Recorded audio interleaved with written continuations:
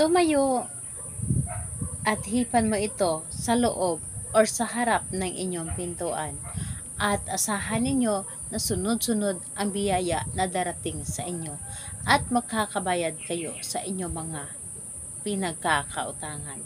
Hello mga guys, kumusta kayo? Panibagong araw, panibagong video na naman tayo. And sa araw na ito ay isa na namang video ang aking tuturo sa inyo na simpleng gabay o simpleng pamamaraan na makakatulong sa atin. At bago ang lahat, gusto ko lang mag-disclaimer sa mga taong hindi naniniwala at hindi gusto ang mga kagaya nitong video. Please skip this video at maghanap kayo ng videos na gustong-gusto nyo, dahil ang video na ito ay para lamang ito sa mga taong naniniwala and gusto mag-try. Sa lahat po ng mga nagko-comment dito sa aking video dito sa loob ng aking channel, mag-ingat sa lahat ng mga nagre-reply sa inyo na dinadala kayo sa kalamat sa PIN-Imo app upang makaiwas po tayo sa scam. At ngayon po, ituturo ko sa inyo kung paano tayo mapapasukan ng sunod-sunod na swerte o blessing sa atin. Nararamdaman nyo ba na sobrang gipit na gipit kayo? Nararamdaman nyo ba na ang daming problema na darating sa inyo? At nararamdaman nyo ba na para bang ang hina or ang tumal ng pera or ang blessings na darating sa inyo? Gawin ninyo itong aking ituturo sa inyo ngayon upang sunod-sunod ang blessings na darating sa inyo at hindi na kayo mauubusan at pagkakabayad pa kayo sa inyong mga pinagkakautangan.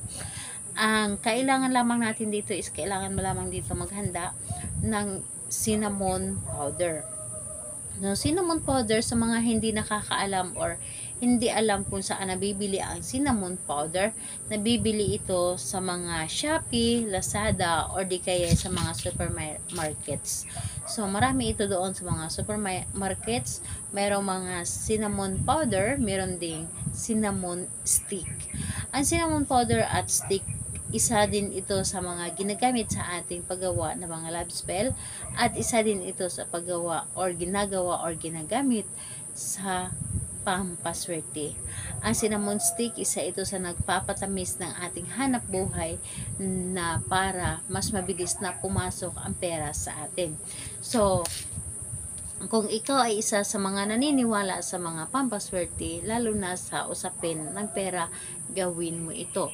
Pero dapat alam mo sa iyong sarili na gustong-gusto mo itong gawin, at alam mo sa iyong sarili na naniniwala ka at hindi ka nagdududa dito.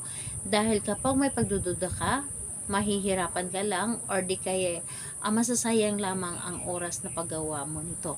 So, ayun po, kapag ready ka na, pwede mo na itong umpisahan. Ang gagawin mo lamang dito, kunin mo ang iyong cinnamon powder. Hindi naman ganito kadami po. Kumuha ka lang ng mga kahit isang kutsara. So, kumuha ka ng mga isang kutsara o di kaya kalahating kutsara at tumayo ka sa harapan ng inyong pintuan. Tumayo ka sa inyong pintuan at humiling ka lamang. Halimbawa ay hilingin mo dito sa pamamagitan ng cinnamon na powder na ito. Tutulungan mo ako na sunod-sunod ang swerte na darating sa akin, hindi ako mauubusan at lagi akong suswertihin at makakabayad ako sa aking mga pinag-uutangan, at lahat po ay masusolusyonan ko at mabilis lang ang pasok ng pera sa akin at hindi ako magkakaroon ng problema. Lahat na ay sabihin mo na dito, and pagkatapos nun, hipan mo ang cinnamon powder. Hipan mo talaga, yung talagang lumipad talaga ang cinnamon powder na ito. And pagkatapos nun, pumasok ka na sa loob ng inyong bahay at ramdamin ninyo ang kasiyahan dahil simula na yan ng pagpasok ng swerte sa inyo. So, gawin ito sa kahit anong araw at oras, pero mas maganda na umaga mo itong gawin sa harap ng silingan, or kung hindi naman nakaharap ng silingan ang inyong pintuan, okay lang yun. Basta gawin ninyo ito sa umaga. Ayun po, salamat po sa inyo. Bye bye everyone. God bless us all.